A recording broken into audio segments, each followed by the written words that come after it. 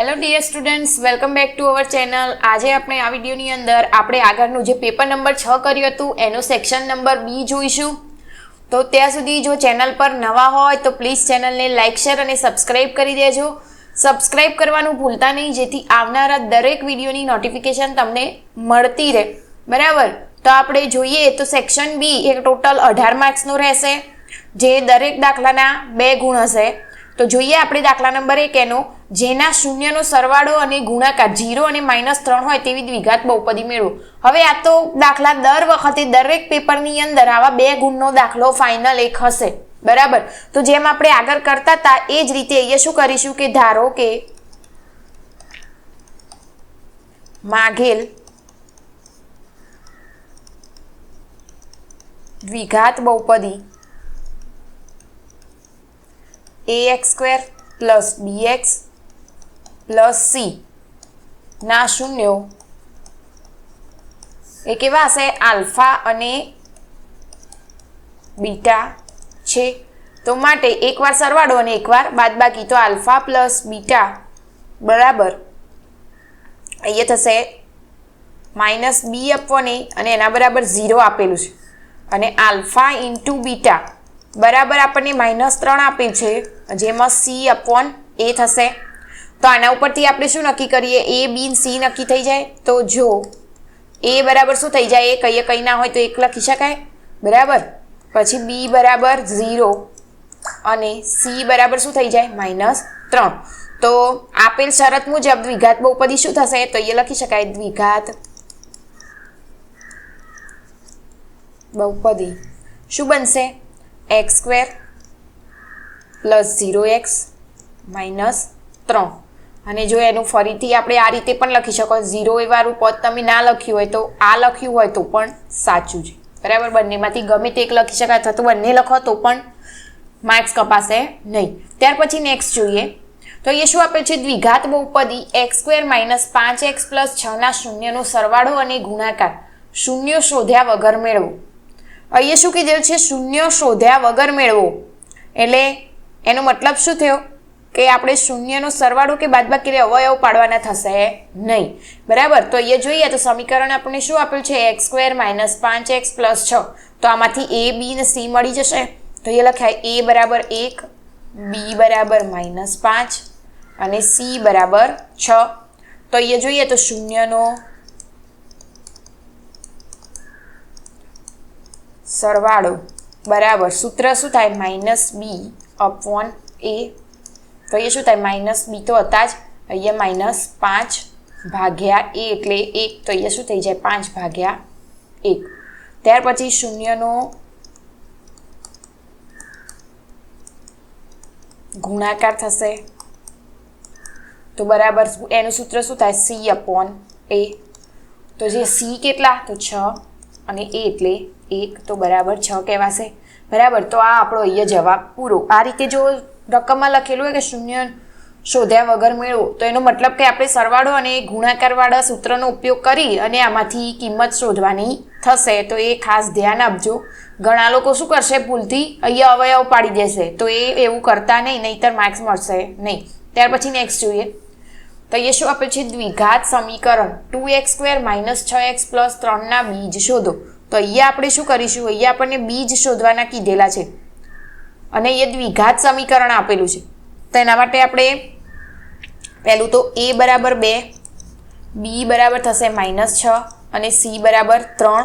હવે દ્વિઘાત સમીકરણના બીજ શોધવાના હોય તો એની અંદર આપણે પેલા સૂત્રનો ઉપયોગ કરીશું. એ પહેલા d શોધી લઈએ. તો અહીંયા b² - 4ac મૂકીએ અને અંદર કિંમતો મૂકીએ. b એટલે -6² -4 કૌંસમાં a એટલે 2 અને c એટલે 3.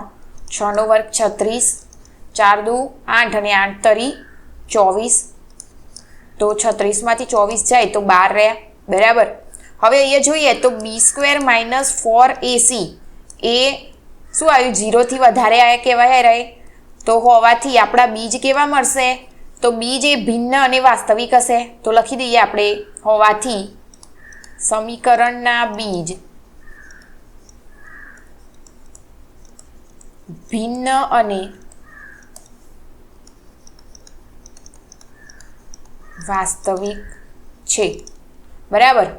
તો હવે આની અંદર કિંમત મૂકી દઈએ તો x બરાબર માઇનસ બી પ્લસ માઇનસ વર્ગમૂળમાં બી સ્ક્વેર માઇનસ 4ac ભાગ્યા 2a.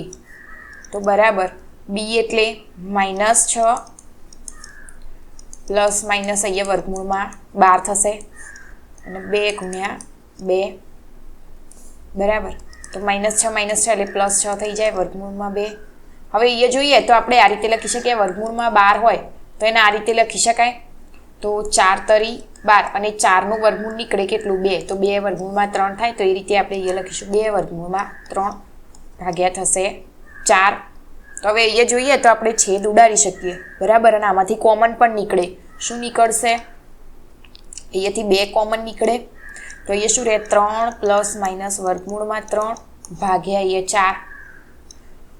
તો અહીંયા છેદ ઉડાડી શકાય 2 દુ 4. તો અહીંયા શું થાય 3 પ્લસ માઇનસ વર્ગમૂળમાં 3 ભાગ્યા 2.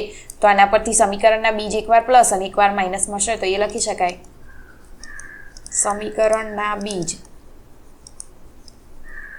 3 પ્લસ વર્ગમૂળમાં 3 ભાગ્યા 2 અને 3 માઇનસ વર્ગમૂળમાં 3 ભાગ્યા 2 છે બરાબર.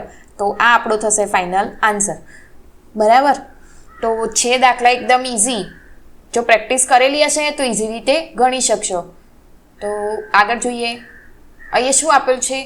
ફૂલોની એક ક્યારીમાં પ્રથમ હારમાં 25 ગુલાબના છોડ, બીજી હારમાં 23 ગુલાબના છોડ, ત્રીજીમાં 21 છોડ વગેરે તેમજ છેલ્લી હારમાં 5 ગુલાબના છોડ હોય તો ક્યારામાં કુલ કેટલા હાર હશે?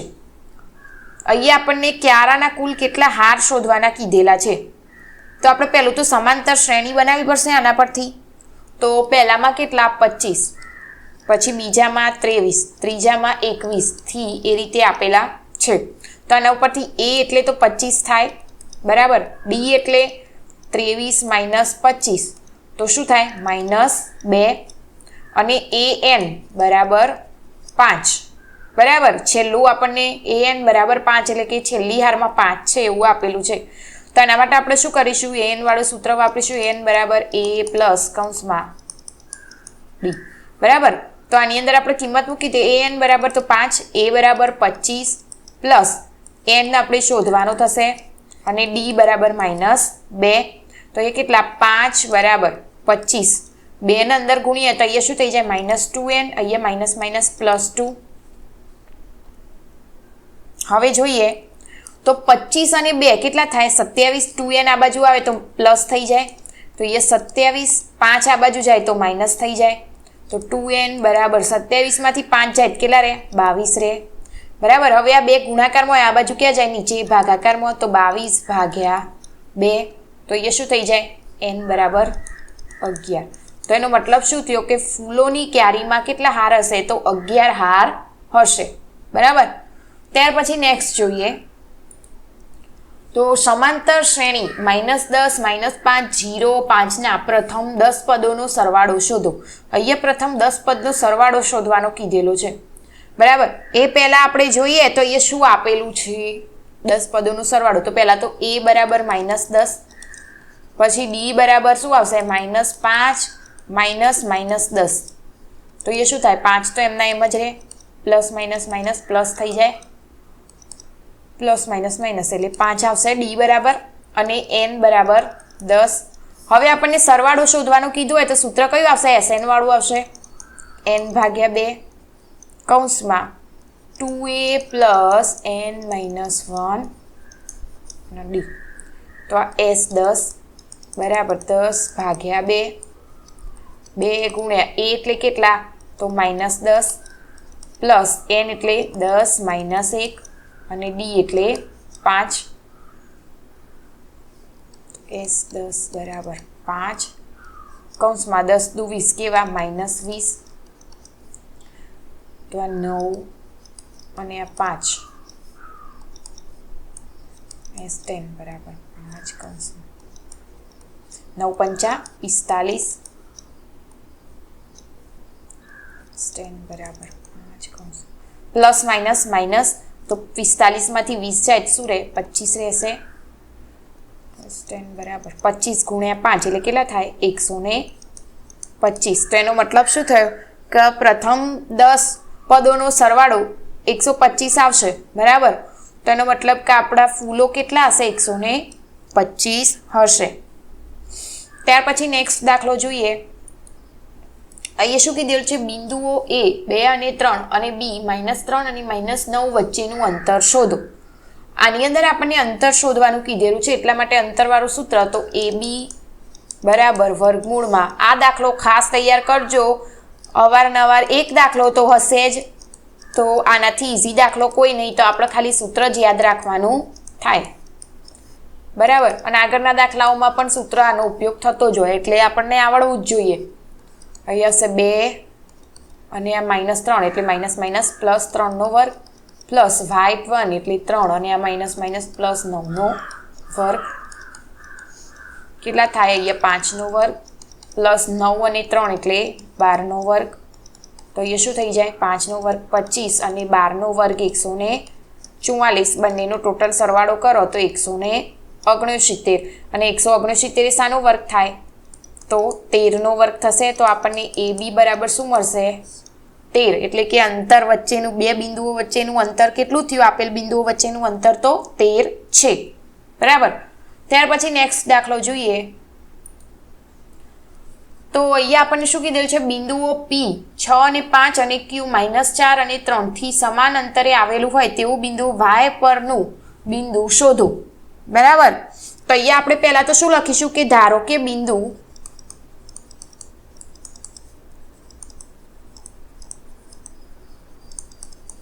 P 6 અને 5 અને Q -4 અને 3 થી સમાન અંતરે હોય તેવું y અક્ષ પરનું બિંદુ M એ 0 અને y છે. અહીંયા આપણે લખી દીધું કે 0 અને y છે. તો અહીંયા માટે આપણે આ રીતે લઈ શકીએ PM બરાબર QM બરાબર. P અને M અને Q અને M અહીંયા બંનેના વારાફરતી આપણે શું લઈશું? તો બિંદુઓ લઈએ. તો અહીંયા પહેલાં તો બંને બાજુ વર્ગ કરી દઈએ. બંને બાજુ સૂત્રનો ઉપયોગ કરીશું, જેની અંદર આપણે PM લઈશું. તો P અને M ના બિંદુઓ લઈ લઈએ. તો 0 નો વર્ગ +5 - y² -4 અને 0 3 અને -y બરાબર. 6 - 0 એટલે કેટલા આવશે? 6 અને 6 નો વર્ગ કેટલો થાય? 36. અહીંયા શું થશે? તો અહીંયા આપણે આખા વર્ગને 2 વડે વર્ગ હોય ઉપર, તો આપણે આને સાદુરૂપ આપીશું. તો 5 નો વર્ગ એટલે 25 બરાબર, માઇનસ આખા પદનો ગુણાકાર એટલે 10y + y² બરાબર. અહીંયા -4 એટલે 16. અહીંયા આપણે પાછું શું કરીશું? આખા પદનું સાદુરૂપ આપીએ તો 3 નો વર્ગ 9, 3 દુ 6y ને પ્લસ y નો વર્ગ. ચલો, તો અહીંયા જોઈએ તો પહેલું તો સરખો પદ, તો y² સીધા કટ થઈ જાય. તો અહીંયા શું રહેશે? પહેલું તો y વાળા પદ કયા? તો -10y અને 6y આ બાજુ લઈએ તો +6y થઈ જાય બરાબર. 16 અને 9 એમના એમ અને 36 અને 25 આ બાજુ જાય તો માઇનસ થઈ જાય બરાબર. પછી તો આગળ પ્લસ માઇનસ 10 માંથી 6 જાય તો 4y રહેશે, -4y. આ બંનેનો સરવાળો અને 36 એટલે જોઈએ તો બંનેનો સરવાળો અને 36 માંથી 25 બાદ કરીએ, જે જવાબ આવે પાછી બાદબાકી કરીએ તો એ શું આવશે? -36. તો અહીંયા 4y અને 36, તો બંને બાજુ જો માઇનસ હોય તો આ સીધા શું થઈ જાય? પ્લસ થઈ જાય પહેલાં તો. અને y બરાબર 4 ગુણાકારમાં હોય તો આ બાજુ ક્યાં જતા રહે? નીચે છેદમાં, એટલે કે ભાગાકારમાં જતા રહે. અને y બરાબર 9 ચોક 36. તો y બરાબર આપણને શું મળ્યા? 9 મળ્યા. તો આપેલ બિંદુ એ લખી દઈએ કે માગેલ બિંદુ y બરાબર 0 અને y બરાબર 9 અને x બરાબર 0. તો 0 અને 9 છે બરાબર. ત્યાર પછી નેક્સ્ટ દાખલો જોઈએ. ચલો, કિંમત શોધો. હવે આવો દાખલો ફરજિયાત પરીક્ષામાં 2 અથવા 3 ગુણમાં તો પૂછાશે જ. તો આના માટે આપણને શું કરવું પડશે? કોષ્ટકની કિંમત ખબર હોવી જોઈએ. તો ચલો લખીએ. તો 10 ² 10 45 ની કિંમત 10 45 એટલે 1 થશે. માઇનસ કોસ 30ની કિંમત તો શું થાય? વર્ગમૂળમાં 3/2 કૌંસ બાર વર્ગ પ્લસ સાઈન 60ની કિંમત તો એ પણ થાય વર્ગમૂળમાં 3/2 એનો વર્ગ. ચલો તો 1નો વર્ગ 1 અને 2 એટલે 2 એકા 2. અહીંયા શું થશે? આમાં વર્ગમૂળ નીકળી જાય એટલે અહીંયા શું થાય? 3 રહેશે અને નીચે છેદમાં 2નો વર્ગ એટલે 4. અહીંયા પણ વર્ગમૂળ નીકળી જાય અને નીચે રહેશે 4. તો આ પ્લસ માઇનસ સીધા કટ થઈ જાય. તો અહીંયા શું રહે? જવાબ શું આવશે? 2. બરાબર. તો આ આપણો ફાઇનલ આન્સર. એકદમ ઇઝી અને 2 સ્ટેપના 2 ગુણ. બરાબર. તો આમાંથી તો એક પણ માર્ક્સ જવો જોઈએ નહીં. ત્યાર પછી નેક્સ્ટ જોઈએ. જો સાઇન થીટા બરાબર 3/4 હોય તો કોસ થીટા અને ટેન થીટા શોધો. તો આની તો આપણે શાના ઉપરથી શોધીશું? તો આકૃતિ દોરી અને પાયથાગોરસ પ્રમેયનો ઉપયોગ કરવાનો. નામ આપી દઈએ આપણે A, B અને આ C. અહીંયા કાટખૂણો. અહીંયા આપણને શું આપેલું છે? તો અહીંયા લખી દઈએ કે ત્રિકોણ ABCમાં ખૂણો B બરાબર 90° અને સાઇન થીટા. સાઇન થીટા એટલે કે અહીંયા ખૂણો જોઈએ તો થીટાનો સાઇન થીટાનું સૂત્ર શું થાય? સાબા ભાગ્યા કર્ણ. એટલે સાબા એટલે સામેની બાજુ, તો આ ખૂણો થીટા થશે. તો આ થીટા ખૂણાની સામેની બાજુ એટલે BC અને કર્ણ એટલે શું આવશે? AC બરાબર 3/4. તો અહીંયા જોઈએ તો 3 આ થાય અને આ 4 થાય. તો આપણે આ બાજુ AB શોધવાની થાય. તો આના માટે શાનો ઉપયોગ કરીશું આપણે? પાયથાગોરસ પ્રમેય મુજબ ABનો વર્ગ બરાબર ACનો વર્ગ માઇનસ BCનો વર્ગ. તો ACનો વર્ગ એટલે કેટલા? 4નો વર્ગ માઇનસ 3નો વર્ગ. તો 4 16 અને 3નો વર્ગ 9. તો કેટલા આવશે અહીંયા? 7. 7નું વર્ગમૂળ નીકળશે નહીં. એટલા માટે અહીંયા આપણે શું લખીશું? એને વર્ગમૂળમાં 7 લખી શકાય. બરાબર. એ પરથી આપણે આગળ શું શોધવાનું કીધેલું છે? કોસ થીટા અને ટેન થીટા.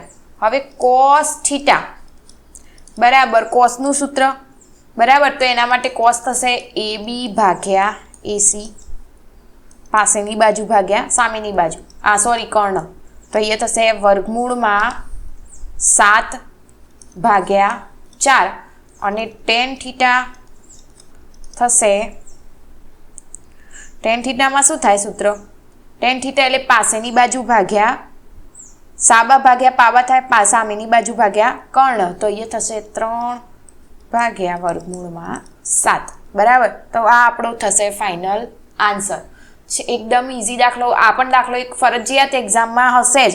તો આ રીતના દાખલા પર તૈયાર કરવા અને ગણતરી કરીને ખાસ તૈયાર કરવો.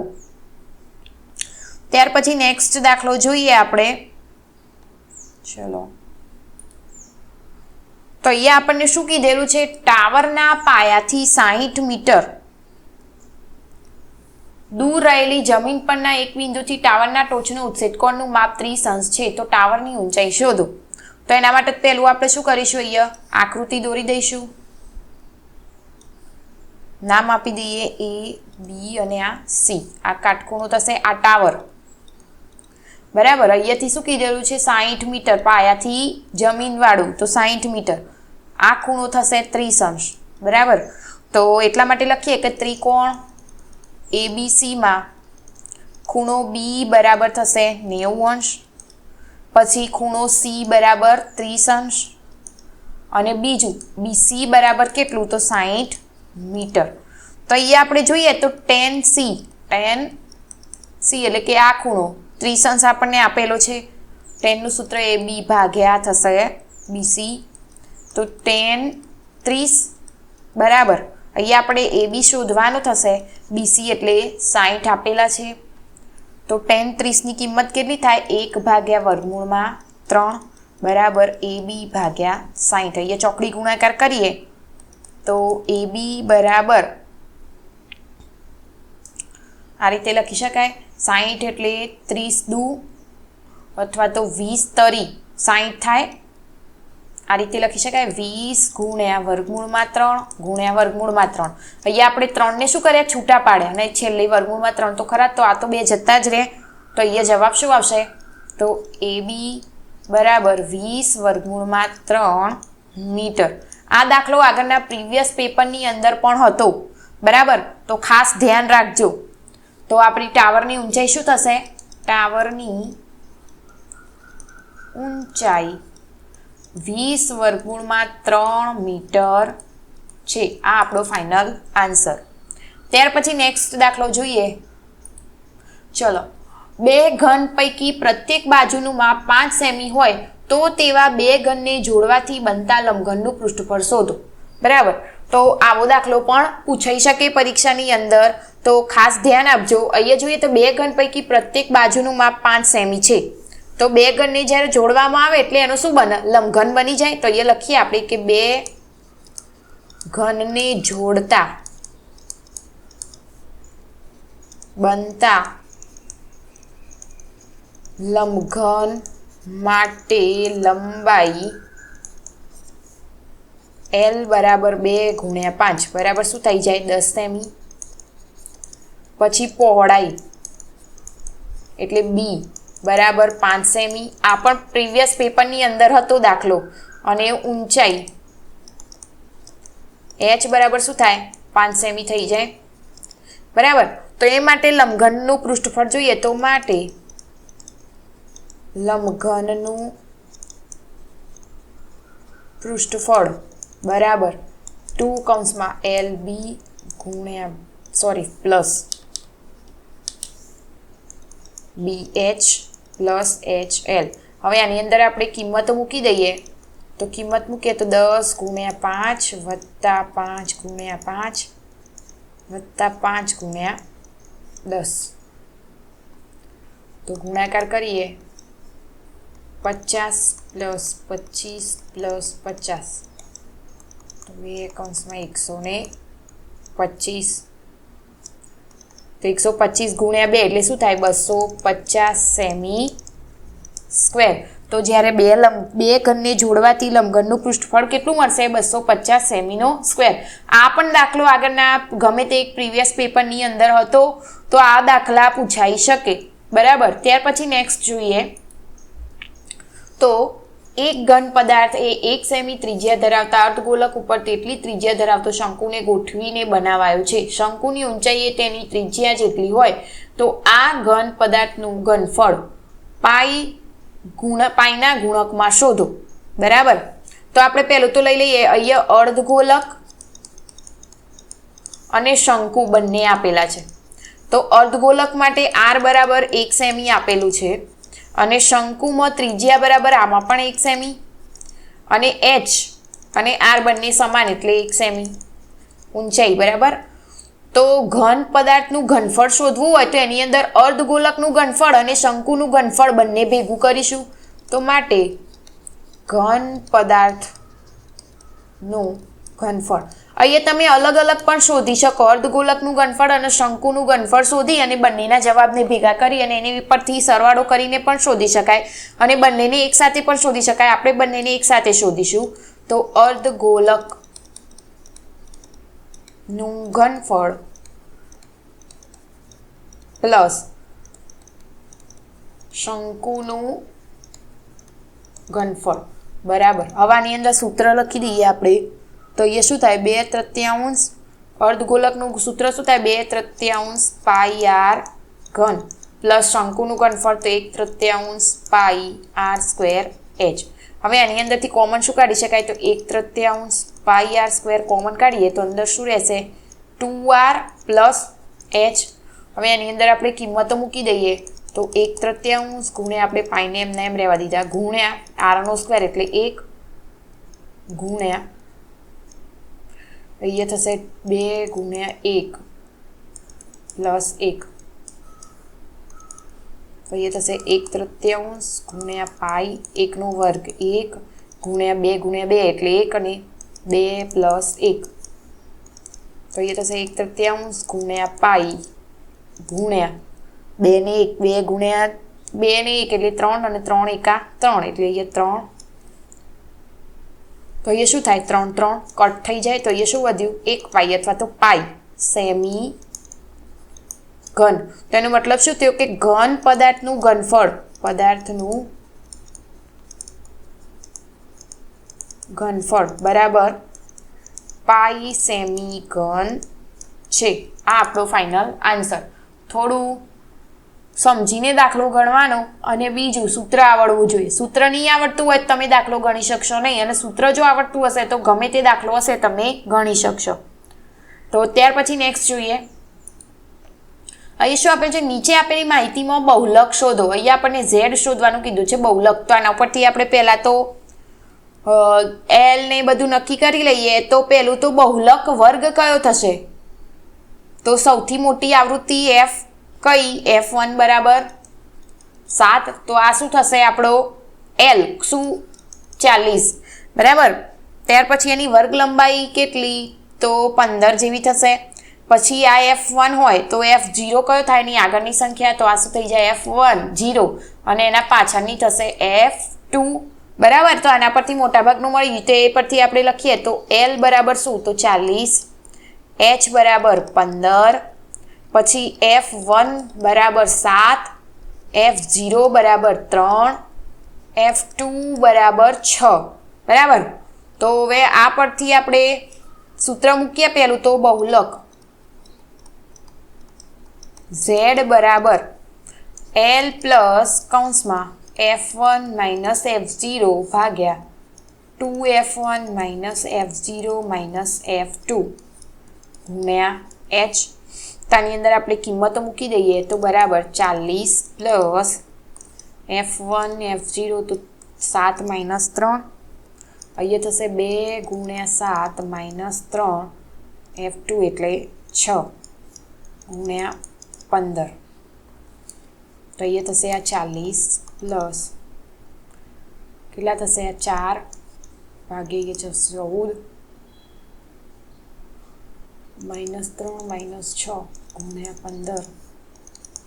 40 પ્લસ 4 ગુણ્યા 15 ઉપર લઈ લઈએ તો આમાં 14માંથી 3 બાદ કરીને એમાંથી જે જવાબ આવે એમાંથી 6 બાદ કરીએ તો આપણને શું મળશે? અહીંયા 5 મળશે, અને 5 તરી 15. તો 40 પ્લસ 4 તરી 12. તો બંનેનો સરવાળો કરીએ તો 40 પ્લસ 12 બરાબર શું થાય? 5 ને 52. તો આ શું મળ્યું આપણને? ઝેડ આપણો બહુલક શું થશે? 52. તો ખાસ ધ્યાન આપજો, બહુલક અથવા તો મધ્યક તમે કિંમતો આપેલી જ હશે, તમારે સૂત્ર મૂકી અને ગણતરી કરવાની હશે, એવું પણ પૂછાઈ શકે. મધ્યક, મધ્યસ્થ અથવા બહુલકનો કોઈ પણ એક દાખલો 2 ગુણની અંદર હશે ને હશે જ. તો ખાસ ધ્યાન આપજો, સૂત્ર આવડવું જરૂરી છે. સૂત્ર નહીં આવડતું હોય તો તમે દાખલો નહીં ગણી શકો, અને 2 માર્ક્સ આવા આવતા હોય એ ગુમાવી દેશો. તો ખાસ ધ્યાન આપજો બરાબર. સૂત્ર ખાસ તૈયાર કરી દેજો. અને હવે આપણે આગળનો સેક્શન સી એ નેક્સ્ટ વિડીયોમાં જોઈશું. ત્યાં સુધી જો ચેનલ પર નવા હોય તો પ્લીઝ ચેનલને લાઇક, શેર અને સબસ્ક્રાઈબ કરી દેજો. સબસ્ક્રાઈબ કરવાનું ભૂલતા નહીં, જેથી આવનારા દરેક વિડીયોની નોટિફિકેશન તમને મળતી રહે.